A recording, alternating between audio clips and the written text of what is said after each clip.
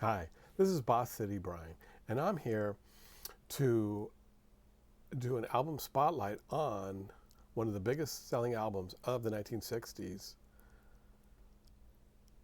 the second album by the Monkees, more of the Monkees, the made-for-TV band that made some of the most enduring music of its time. So before we dive into the tracks of More of the Monkees, let's look at a little bit of background surrounding the album. This album was recorded while the first album was still number one at on the Billboard album charts. And basically the music supervisor for the TV series, and he was the head of the record company, all owned by Screen Gems, the television division of Columbia Pictures. Their record company, Cole Gems, was also a partnership with RCA, which manufactured and distributed the albums. RCA Corporation also owned NBC, where the TV series aired. So now you've got a huge number one album that no one expected. So now the head of the record company, who is making, I think, 15% off each record, is super interested in sculpting an album that's going to be even bigger than the first one.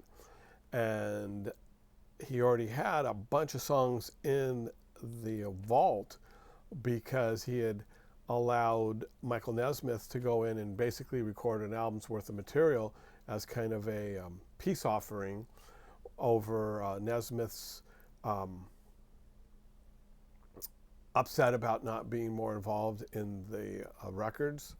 And so he allowed him to go into the studio with the Wrecking Crew, and Kirshner felt that this was a palatable peace offering, kind of keep him out of his hair.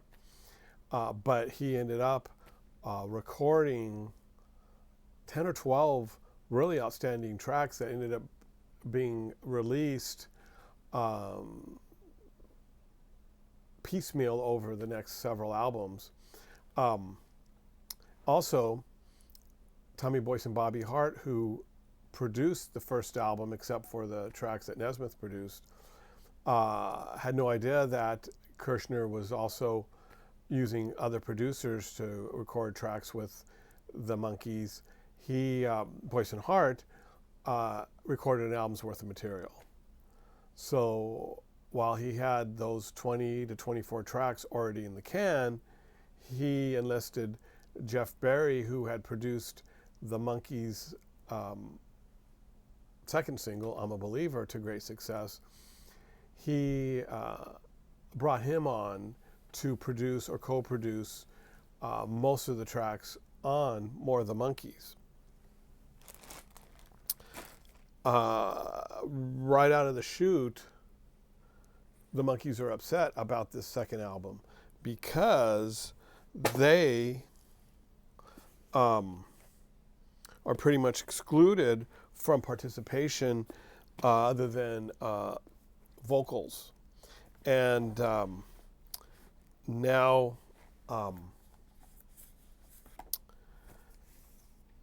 the album is released, and they weren't told it was released, that it was going to be released. They thought these songs that they were recording with Jeff Berry were for the TV series.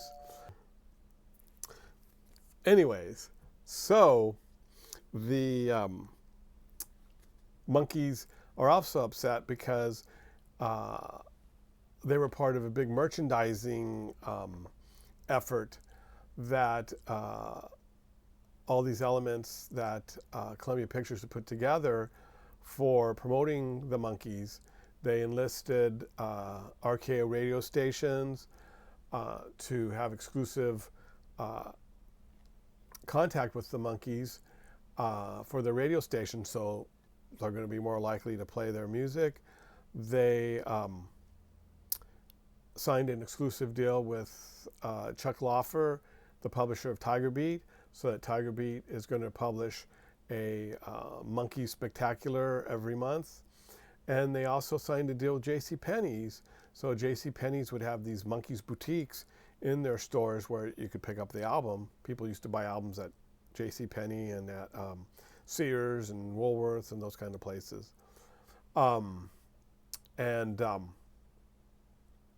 So the Monkees did some photo shoots wearing JCPenney clothes for these advertisements. And they're not very happy about that. For one thing, I don't know if you can see how happy Michael Nesmith is on the right here.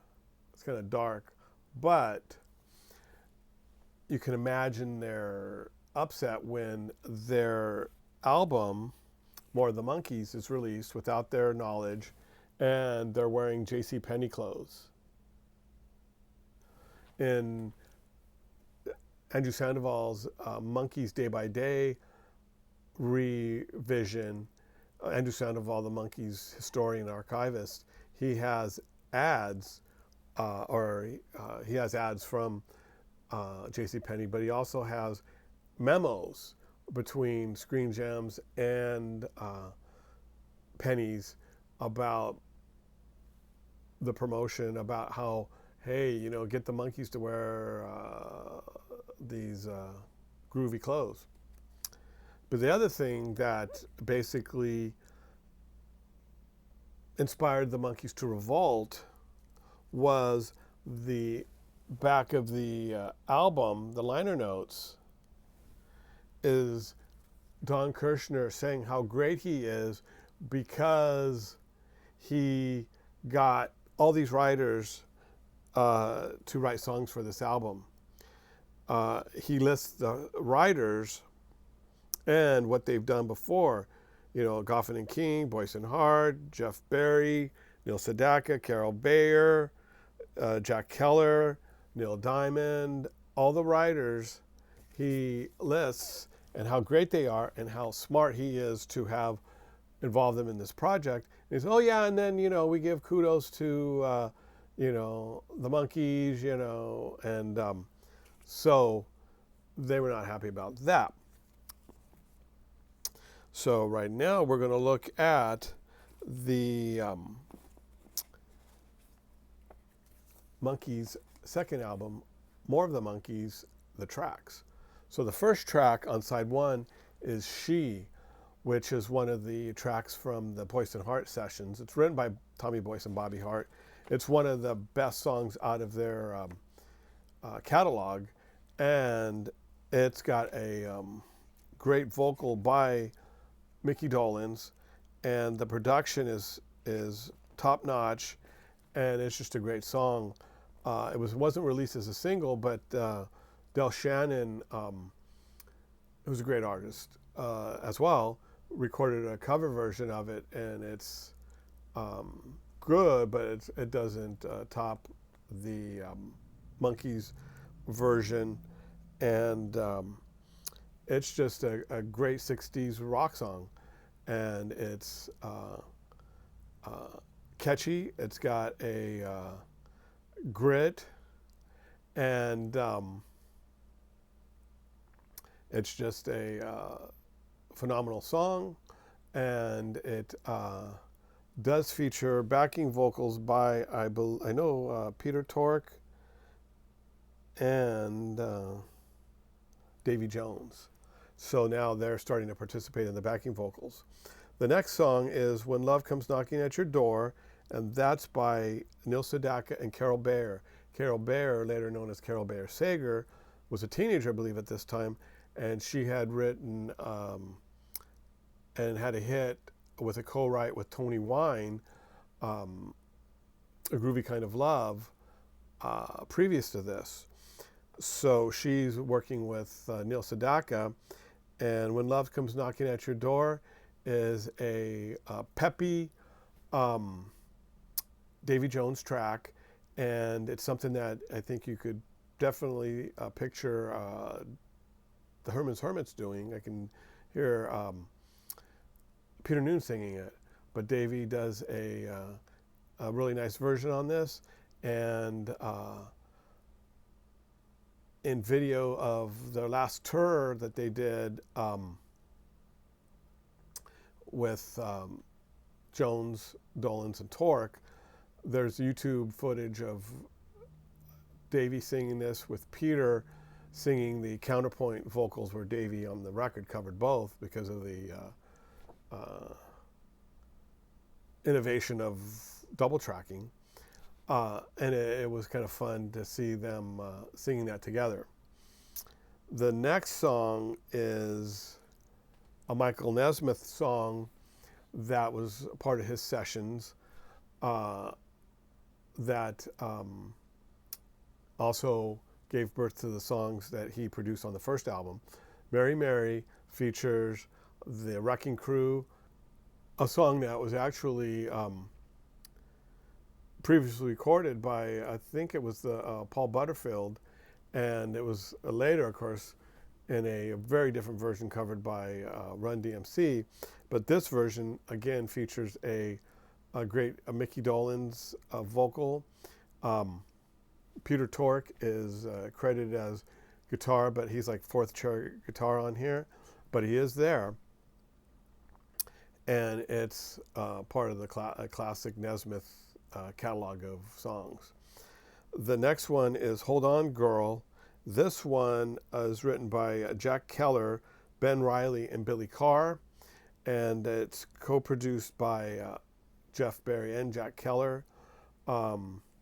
Now this one, there's another version of it that was unreleased that I don't like as well. This is the definitive version. It's a Davy Jones vocal, and it's a bouncy,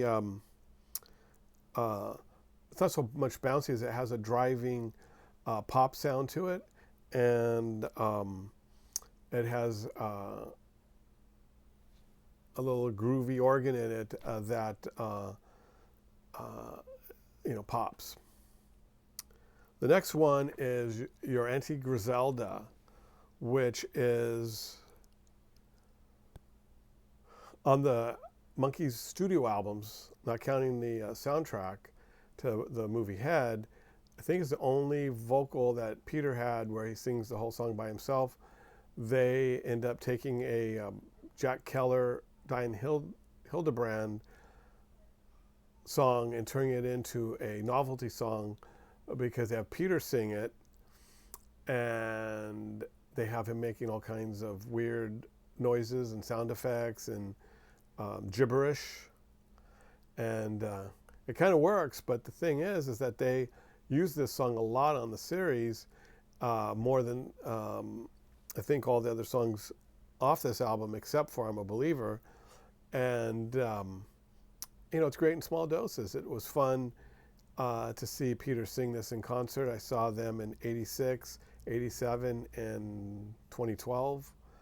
But watching the Monkees on the Blu-ray, I don't really need to see it that much, but it fits on this album. This whole album, even though it was produced in different places with different producers and musicians, it fits well together, and this song fits nicely as well.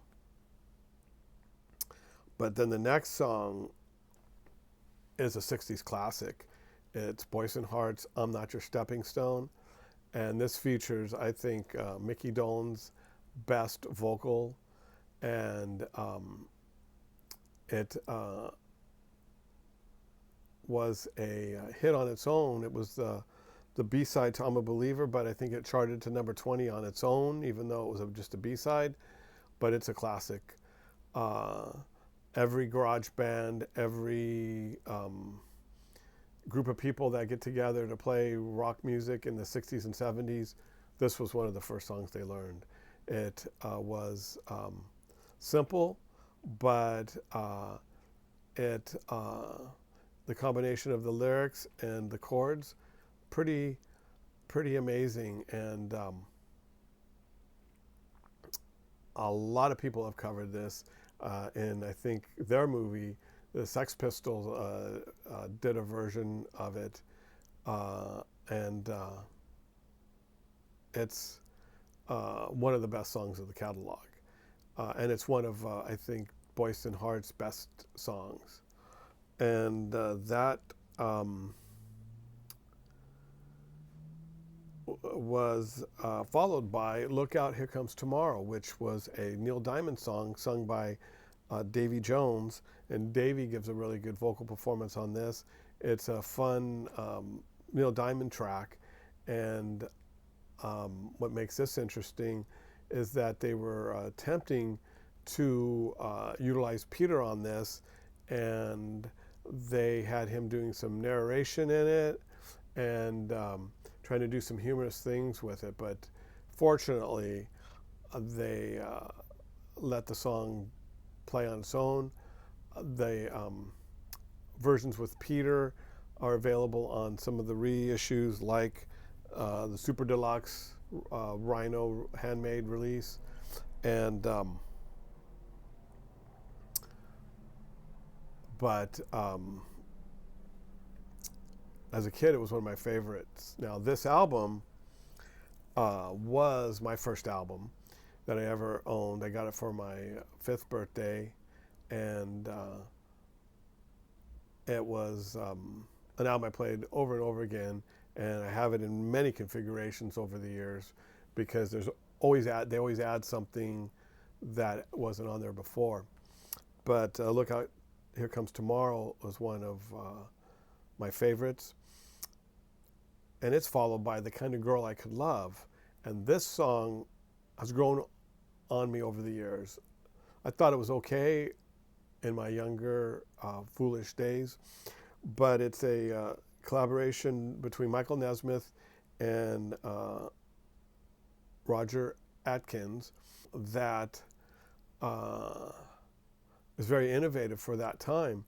It has a country-esque feel to it, but pop lyrics, pop sensibilities, and then the drums are playing some kind of like Bo Diddley drum beat that shouldn't fit, but it does. And so you get a really interesting sound to it. So The Kind of Girl I Could Love, I've grown to love. And the backing vocals are the 3 other Monkees besides Mike, because Michael's doing the lead. And there's a alternate mix available on some of the reissues over the years, and that has the Monkees backing vocals more prominent, and you really hear them singing together really for one of the first times, and it's interesting to hear them all singing together, and it's a lot of fun. The Day We Fall in Love follows, and that is basically a skip. Even when I was a kid, 5, and I'm thinking, oh, I don't like this. What's this? It's a spoken word poem that Davy Jones sings over some syrupy strings. And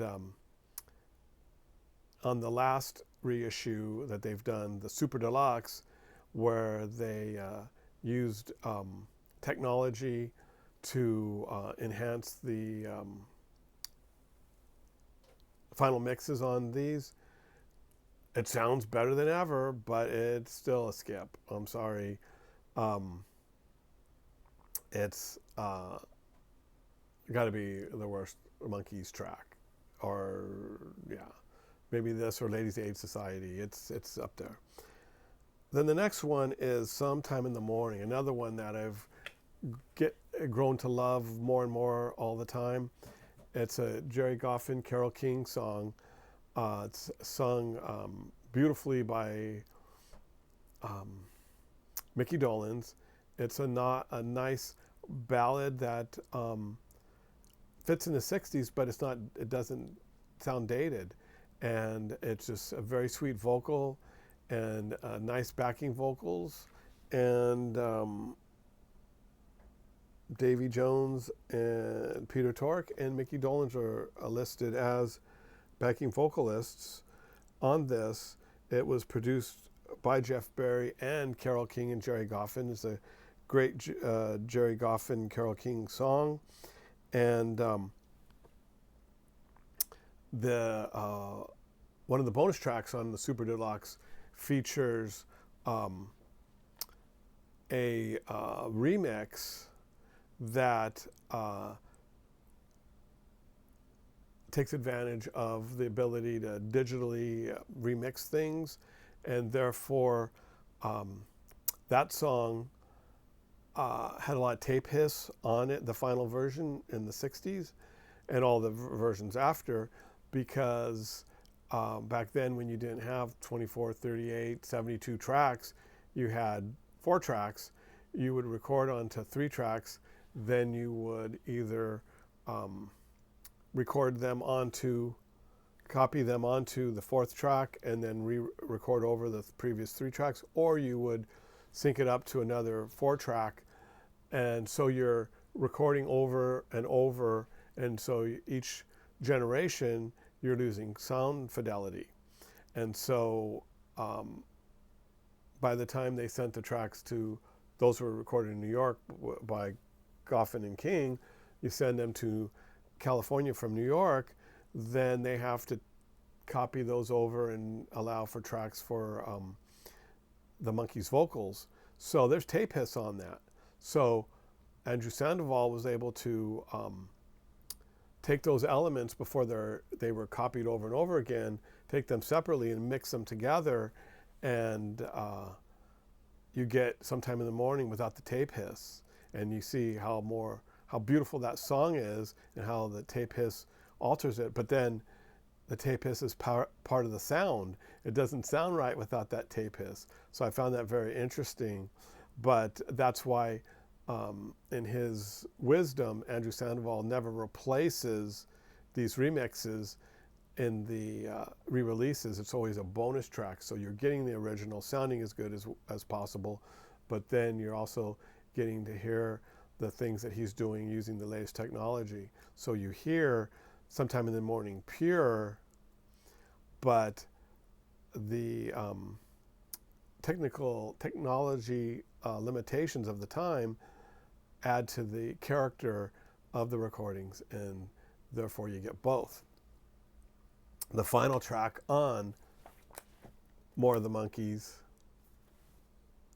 is I'm a Believer, one of the biggest songs of the 60s. It was the biggest song of 1967.